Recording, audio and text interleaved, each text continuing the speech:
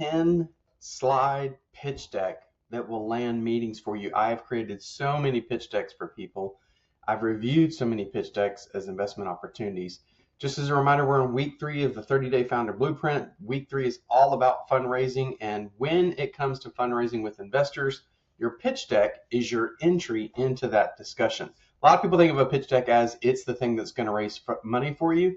Usually that's not the case. What a pitch deck is designed to do is to get past an introduction, get an investor interested, and then get into the next stage of the due diligence process. That's typically how it works at the syndicate I'm part of. A startup will send a pitch deck over, it's reviewed, and if there's interest, then and only then do we meet with them via a video chat and let them do the pitch, ask direct questions beyond what's on the slides, and then we move into full due diligence where they're gathering a data room and documentation and all these different things. But a well-done pitch deck is that entry into that discussion. Now, it doesn't have to be perfect. Today, I'm going to give you the slides, the order that I typically use when I either build them for people or build them for myself, or when I review them, what I typically see. But I want you to understand it doesn't have to be perfect, and it definitely doesn't have to be the most beautiful thing in the world. There are plenty of services and solutions you can use to have a good-looking pitch deck, but I don't want you to get hung up on making it just so beautiful that it takes you forever to do it. I like to use something like Canva, things like that. There are templates out there on the internet that you can look at. Matter of fact, some of the most popular startups in the world, like Coinbase and others, I believe there's ways to Google and find their original pitch decks, and you'll notice that they're not the most beautiful things in the world. What they're good at is telling the story of why an investor should care. Okay, so let's jump into it. So breaking this down into sections, the first 2 slides are basically the foundation. It's just simply a cover slide is number 1, where it's your name, your logo, one line about what you do that's very, very powerful and sets you apart from the get-go. Make sure you avoid jargon so the investors aren't confused. What you don't want is to use words and acronyms and all these different things that an investor won't understand, because sometimes you're not in the room with them. Sometimes you're just sending a pitch deck over and they're reading it or looking at it on their own. So cover slide, name, logo, an extremely powerful sentence that explains what you're doing and why you're different. That's how you start things off.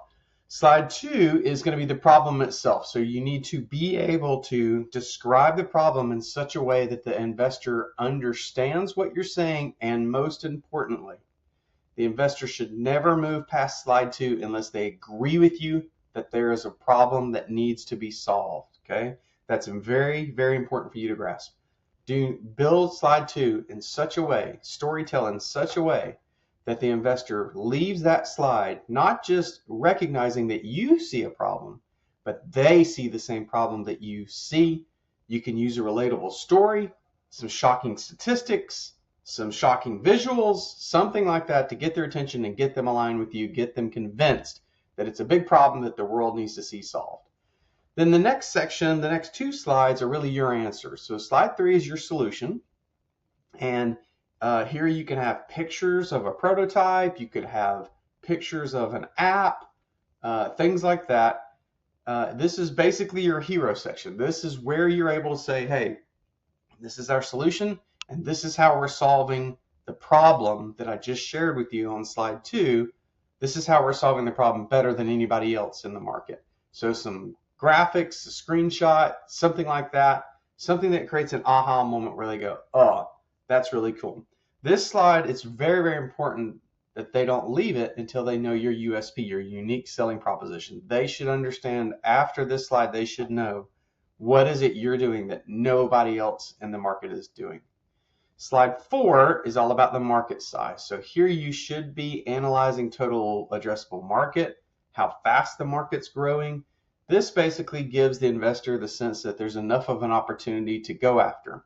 You should be able to quote sources. There's plenty of ways to Google and get this information about most industries, and make sure you source them. Don't just state that the total addressable market is $2 billion and growing by 8% year over year. Make sure you source where you got that information from. The information on this slide should not just come from your knowledge. It needs to come from an outside party. that is validating that there is a very big market opportunity. Slide 5 is the product itself, and more importantly, the business model. This slide is basically how the product works, but more importantly, how it makes money. Okay, so here you might include your pricing structure. If you're a SaaS solution, we're going to have a freemium model, and it's $8 a month for the premium model, that type of thing. Okay, be very, very simple. No bells and whistles, just enough that they understand what the revenue stream is very quickly and how you're going to make money. Slide 6 is all about the competition. On slide 6, I like to use a table or a matrix, and I list all the competitors at the top. And then on the left-hand side, I list all the features or things that the competitors compete on, whether it's pricing and markets and features, those types of things.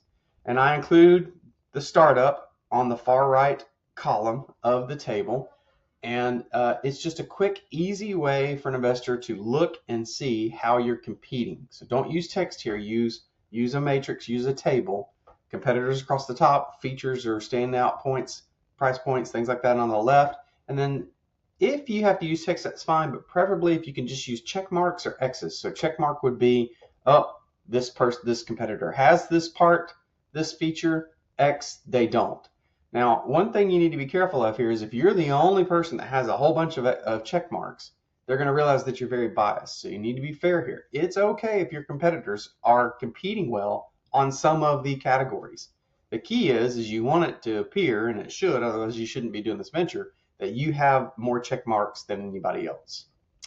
Slide 7 is all about traction. We've talked before about investors don't just invest in ideas, they invest in traction and milestones being accomplished. This is your chance to brag. Talk about the things you've already done. You've got a live prototype. You've got your first 100 customers. You just came out of beta with the first 5 customers.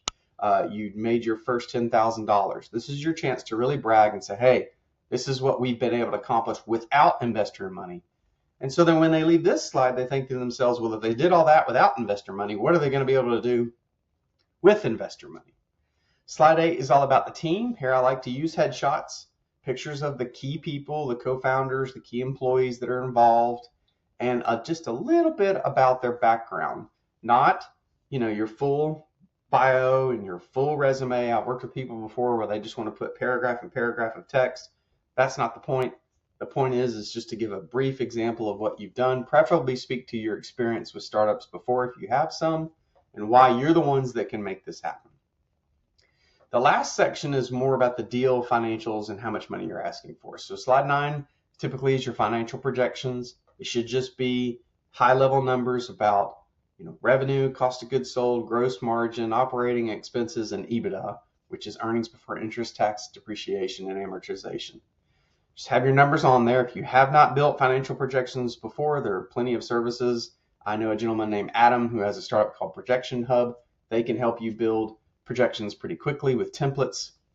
But this is your slide to say this is how we expect to make money and return money to our investors. The key thing about projections is that you've made defensible assumptions. Okay, if you say you're going to go from 0 revenue to $50 billion in 3 years, that's not very realistic. Okay, so make sure your projections are realistic and conservative. And then the last slide is the ask itself. You need to be asking on the slide what you need from the investors, which is money. So I'm asking for $500,000. And one way I like to do this slide is on the left or the right, doesn't matter. One side of the slide, ask for the money that you're looking for, and on the other, be clear about where it's going to go. So if you're asking for $500,000, $100,000 is going to go to payroll, $200,000 is going to go to research and development of the solution, just making this up, and another $200,000 is going to go toward marketing and sales. So ask and then use of proceeds is what we call that. That's your 10 slides that you typically have. This order you can use, but you don't have to. When I build slide decks or when I coach people on slide decks, a lot of times I'll tell them, change up the order in which it tells the story in the most important and impactful way for investors. So you may have multiple versions of this. You could start with this basic version, this basic typical layout, and then you could move to experimenting with investors when you talk to them with a different layout. Maybe the team moves further up than slide 8. Maybe it's slide number 3. A lot of times investors believe that the team is very, very important. I believe in that. Doesn't matter how good the idea is if the team can't execute. So sometimes I'll take the slide for team and move it further up, specifically if that team just has a whole bunch of experience. They've exited startups before. That's a good way to start a pitch to investors and impress them. And then the last tip I'm going to give you about pitch decks is if you're invited to send a pitch deck to an investor via email or something like that, don't just send it, send a recorded version of you doing the pitch. Something like this. This is a service called Loom. I'm here recording it, but I could screen share and I would be on the bottom left and you would actually see my pitch deck, but you still get to see me, which humanizes me to the investor.